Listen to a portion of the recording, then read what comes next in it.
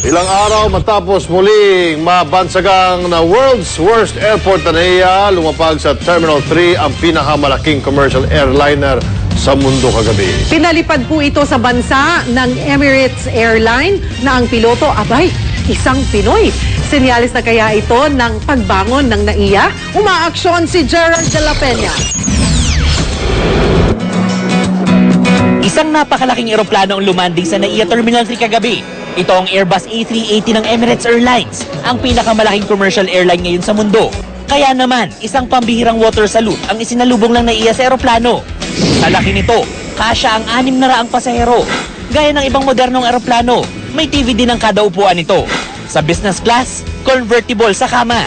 Pero ang mga sasakay sa first class nito, narito ang alas ng A380. Ang first class sa aeroplanong ito, ultra first class dahil ang banyong katulad nito, meron ng shower, meron pang spa. Pero ang pinakaastig sa pagbisita ng A380 ng Emirates sa NAIA, ang nagpalipad nito na isang Bulakenyo. Si Captain Franklin Desiderio ang nag-iisang pilotong Pinoy na kayang paliparin ang double-deck na aeroplano. It is massive in size, but once it gets off the ground, it is so gentle, you know. That's why I call it a gentle giant. 16 years old lang si Captain Desiderio na magsimulang magpalipad ng eroplano. 9 na taon siya nagtrabaho sa Philippine Airlines.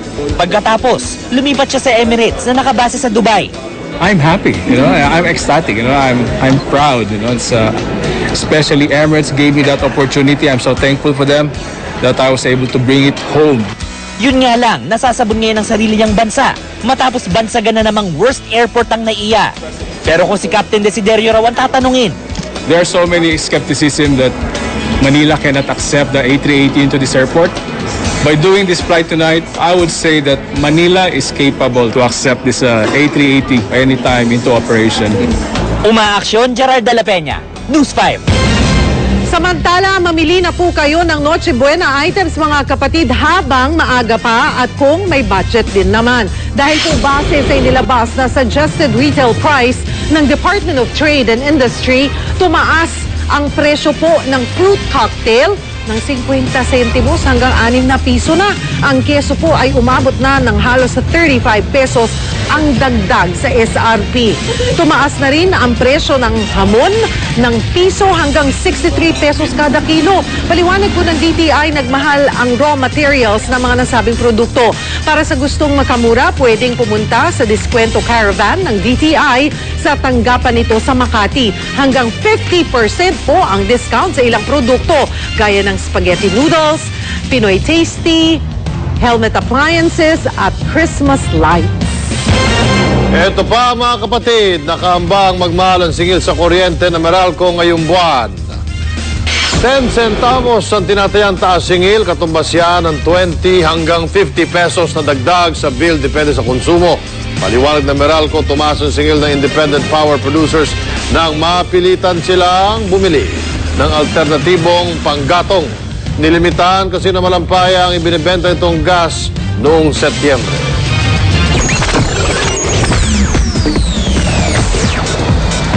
Sa celebrity action, Angelica Panganiban nadawit sa panibagong reklamo na isinampa laban kay Derek Ramsey ng kanyang estranged wife. At Billy Crawford at Matteo Guidicelli na hot seat sa press con ng kanilang pelikula. Umaaksyon si MJ Marfori.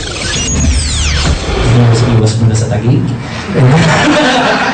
Yan ang banat ni Billy Crawford sa tanong ng media kung anong pinaka-estupidong nagawa sa presko ng pelikulang Moron 5.2. Sabi ni Billy, naka-move on na siya sa pagwawala sa presinto sa Taguig. Ang co-actor naman niyang si Matteo Guidicelli na hot seat tungkol sa love life. Pangarap daw niyang ma-date sa Cebu si Sara Geronimo. Pero di siya makaporma dahil sa higpit ni Mommy Divine. A mom's always a mom, I guess, and it's every household has its own style in protecting their daughter or son or whoever. Sinampahan ng reklamong concubinage si Derek Ramsey ng kanyang estranged wife na si Mary Christine Jolly. Damay din sa kaso ang ex-girlfriend ni Derek na si Angelica Panganiban. Ang ebidensya ni Mary, ang tell-all interview ni Angelica sa isang magazine noong 2013. The magazine had stated that they've been together since the second year of the relationship, but I think they got together in 2006. I would really like to tell her this is not a personal attack on her. Sagot naman ng kampo ni Derek, this move is but another ploy to harass Derek. It is also a continuing effort to try Derek by publicity. No comment pa si Angelica sa reklamo. Matapos i-feature sa Cosmopolitan, napansin din ng Elite Daily ang kakaibang galing ni Paulo Ballesteros sa pag-transform sa iba't ibang artista sa pamamagitan lang ng makeup.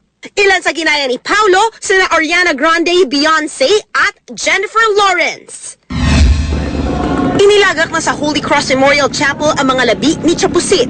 May mini pusit sa background at nagpalipad ang pamilya ng puting lobo. Ibinahagi rin ng kanyang anak ang mamimiss nilang ugali ng kanilang mommy. Extremely funny. Even before she was wheeled in the OR, she was still so funny. Ang worry lang niya, ang sabi niya lang sa akin, anak, baka hindi ako magising. Sabi ko, mami, magigising ka. Mag-iintay kami. Andito kami sa labas. Mag-iintay kami sa labas ng OR for you. Umaaksyon! MJ Marfori, News 5.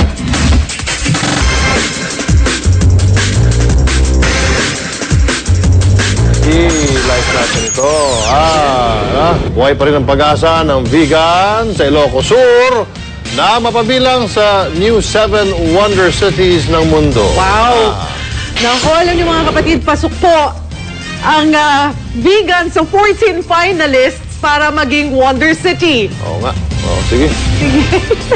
Dahil napuri po ang vegan, na-preserve nito ang architecture, no? Ng mga Kastila at ang pambihirang mga luto, patuloy ang botohan sa news7wonders.com. Sa Disyembre, i-anunsyo po ang mga 7 syudad na pasok sa listahan. Na-excite kasi ako Okay yan, diba? vegan. Why not? Pero nakapunta ka na ba ng vegan Ilocos Sur? Nakakain lang ako ng vegan longganisa. Pero ako nakapunta na, napakalinis, napakaganda talaga ng naman, pagkakapreserve picture pa lang eh. nung architecture niya. Puntahan natin yan. Kailangan mo puntahan. At ito pa, Martin, mabawi ako sa iyo. Bawi, Ito. sige. Malayo pa po ang Halloween, pero dagsana ang mga zombie. Zombie. Ayan. Tingnan Sa natin. United Kingdom, 172 tao po ang pumunta roon habang naka-costume bilang zombie. Ang layunin po nila rito ay sumayaw ng Zumba ng 10 minuto. Ay, dapat nandyan si Cheeky. Chiki Dance, diba? Target po ng grupo na masungkit ang world record pa sa pinakamaraming Zumba dancing zombies.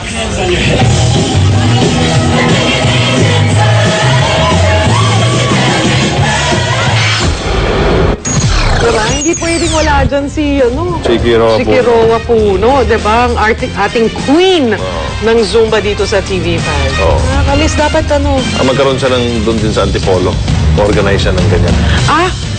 I'm sure lahat ng taga-Antipolo kayang mag-Zumba dahil sa kanya. Siyempre. Oo, naglilibreng klase po yan si Maring Chiki dyan sa Antipolo ng Zumba. Fitness diba?